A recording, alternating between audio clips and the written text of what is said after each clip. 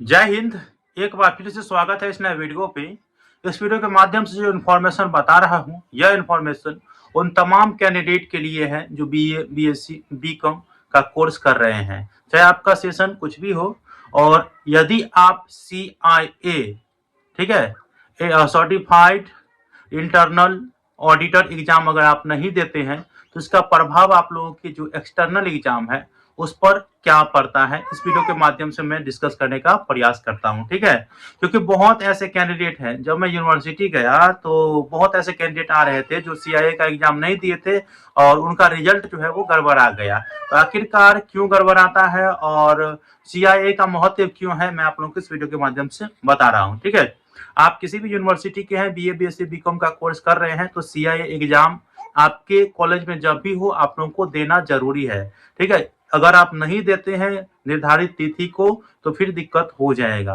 होता क्या है कि जो BA, BSc, बीकॉम का कोर्स है, प्रत्येक सब्जेक्ट के लिए जो CIA का एग्जाम होता है वो 10 नंबर का होता है और ये नंबर जो है आप लोगों का जुटता है। ठीक है, ये नंबर जुटता है आपके मेन रिजल्ट में। तो ये चीज आपको याद रखना है, CIA के लिए जो एग्जाम है वो आप लोगों को देना जरूरी है। अभी जो है यूनिवर्सिटी में जो है बहुत ज्यादा ये क्रेज मचा हुआ है और पहले पहले ये जानकारी BA, BSc, बीकॉम वाले कैंडिडेट को नहीं था। जैसे 4 साल वाला आया तो उसी समय से ये CIA का जो है महत्व सब लोग जानने लगे और महत्व जानना भी चाहिए। आपके यूनिवर्सिटी में अगर कोई एग्जाम होता है तो उस एग्जाम को देना जरूरी है, ये भी आप लोगों को याद रखना है।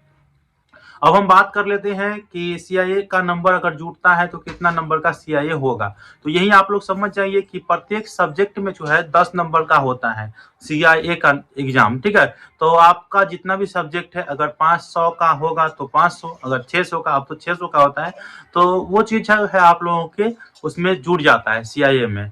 तो ये चीज भी आप लोगों को याद रखना है। बाकी आप लोग अपना प्रतिक्रिया जरूर दीजिएगा, किनका किनका CIA का एग्जाम छूटा है और किनका नहीं छूटा है। और जिनका छूट जाता है तो आपका सारा का सारा रिजल्ट जो है वो पेंडिंग हो जाता है, या आप सभी रिजल्ट में जो अगर आप इंटरनल एग्जाम जो CIA वाला छोड़ देते हैं तो एक्सटर्नल वाला जो भी एग्जाम आप लोग दीजिएगा उस सभी रिजल्ट पे आप जो एब्सेंट कर दिया जाएगा आपको, और उसके वजह से आप लोगों का रिजल्ट जो है या जो आपका ग्रेड है वो नहीं बनेगा और आप जो है उस सेमेस्टर के एग्जाम दिए होंगे तो उस सेमेस्टर में आप लोग फेल हो जाएंगे। ये चीज याद रखेंगे। और ऐसे जब मैंने यूनिवर्सिटी गया था तो ऐसे कई ऐसे स्टूडेंट को देखे जो CIA का एग्जाम नहीं दिए थे और वो आ रहे थे ठीक कराने के लिए, लेकिन नहीं ठीक हुआ। डायरेक्टर परीक्षा नियंत्रक महोदय कह रहे थे कि भाई आप CIA का एग्जाम नहीं दिए हैं, अगर दिए हैं तो उनका प्रूफ लेकर के आइए, तभी आपका जो है रिजल्ट सुधार किया जाएगा। क्योंकि हो सकता है भूलवश अगर एक आध सब्जेक्ट का आपका CIA नहीं चढ़ा हो तो अलग बात है, लेकिन आपका तो सारा का सारा CIA जो है एब्सेंट है। तो ये चीज याद रखेंगे, एक भी CIA का एग्जाम जो है आप लोगों को नहीं छोड़ना है, नहीं तो आपके जो एक्सटर्नल एग्जाम होंगे उस पर प्रभाव पड़ेगा। क्योंकि दोनों जो अंक है वो जुड़ करके उसके बाद जो आप लोगों का जो CGPA या SGPA बनता है वो बनता है। तो ये चीज आप लोगों को याद रखना है। कैसा लगा इन्फॉर्मेशन मुझे बताइएगा, और आप लोगों को समय से CIA का एग्जाम देना है। मिलते हैं अगले वीडियो में, तब तक के लिए धन्यवाद। जय हिंद, जय भारत।